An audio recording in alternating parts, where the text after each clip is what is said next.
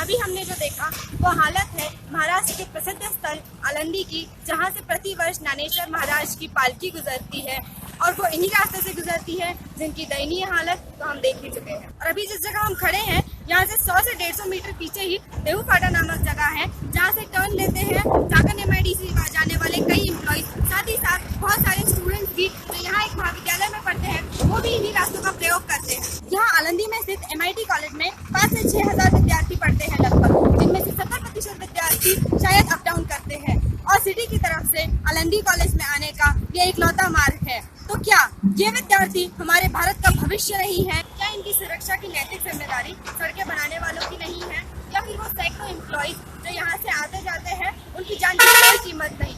या वो भावे जो अपनी श्रद्धा की खातिर इन रास्तों पर से गुजरते हैं, उनकी जान जाने से किसी को कोई फर्क ही नहीं पड़ता? इन सड़कों पर पड़े गड्ढे प्रतीक है हमारे इंजीनियर्स एवं कॉन्ट्रैक्टर्स द्वारा किए गए घोटालों के, और जब इन गड्ढों को भरने की बारी आती है तो इनकी मरम्मत कुछ खड़ी पत्थर डालकर की जाती है। क्या ये कोई तरीका है गड्ढों की मरम्मत करने का? हमारे देश में प्रति वर्ष करीब 1,30,000 लोग सड़क दुर्घटनाओं की बलि चढ़ जाते हैं और इन हादसों का एक मुख्य कारण है हमारी सड़कों की बदतर हालत। इनकी इस हालत की वजह केवल अत्यधिक वाहनों का आवागमन ही नहीं, बल्कि इसमें इस्तेमाल किए जाने वाले लो क्वालिटी मटेरियल भी है। इतना ही नहीं, सड़क निर्माण के वक्त कई बीच में ही गड्ढे खोद दिए जाते हैं तो कई डिवाइडर डाल दिए जाते हैं, और इन्हीं कारणों की वजह से जिन लोगों का उन रास्तों पर से रोजमर्रा का आना जाना नहीं होता, उनके एक्सीडेंट्स होते हैं क्योंकि वहाँ प्रॉपर साइन बोर्ड्स नहीं लगाए जाते। मैं रोज इन्हीं सड़कों पर से गुजरती हूँ, तो अगर मैं ये देख सकती हूँ तो क्या इन्हीं सड़कों पर से गुजरने वाले हजारों लोग ये नहीं देख सकते? या फिर उन्हें डर है कि आवाज उठाने पर उनकी आवाज दबा न दी जाए, या वो डरते हैं कि शायद उनका कोई साथ ही नहीं देगा? शायद एकता की कमी है हम लोगों को। अकेले के बोलने से कोई फर्क ही नहीं पड़ता। क्या हम फैसला कर चुके हैं इसे ऐसे ही नजरअंदाज करने का और किसी कुछ पड़ी ही नहीं है? इन सड़कों का निर्माण हमारी ही गाड़ी कमाई के पैसे से होता है, तो हुई ना ये सड़कें हमारी और इनकी जिम्मेदारी भी हमारी। लेकिन फिर भी हम इनकी अवस्था को नजरअंदाज केवल ये समझ के कर देते हैं कि अगर कोई नहीं बोल रहा, अगर कोई आवाज नहीं उठा रहा, तो हम ही क्यों सबके नेता बने? मेरा सवाल आप सभी से है कि क्या हम सब एकजुट होकर इन घटिया सड़क निर्माण करने वालों को सबक नहीं सिखा सकते?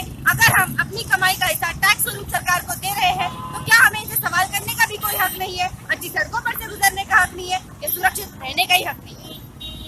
हमारे देश में केंद्र, राज्य, म्यूनिसिपैलिटी एवं नगर पालिकाओं में शायद कोई समन्वय ही नहीं है, क्योंकि अगर एक सड़कें बनाती है तो दूसरी उसे खोद देती है और तीसरी वापस उस पे अपने हिसाब से निर्माण करती है।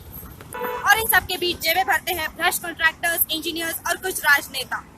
कुछ इंजीनियर सड़क के टेंडर देने के लिए तो अकाउंट्स डिपार्टमेंट के लोग बिल सैंक्शन करने के लिए घूस खाते हैं। कॉन्ट्रैक्टर सड़क निर्माण के लिए मिली राशि में से अधिक प्रॉफिट कमाने के लिए घटिया दर्जे का सामान इस्तेमाल करते हैं, तो राजनेता अपने तरीके से अपना शेयर कमाते हैं और नुकसान उठाती है हमारी जनता इन सड़कों पर से गुजरती है। आप भी फैसला कीजिए कि आप अपनी कमाई का हिस्सा अपनी बेहतर सुविधाओं के लिए देते हैं या इन इंजीनियर्स, कॉन्ट्रैक्टर्स और राजनेताओं की जेबें भरने के लिए और इनकी संपत्ति को बढ़ाने के लिए? एकजुट होकर आवाज उठानी है या इन सड़कों पर से गुजरकर अपनी जान गंवानी है?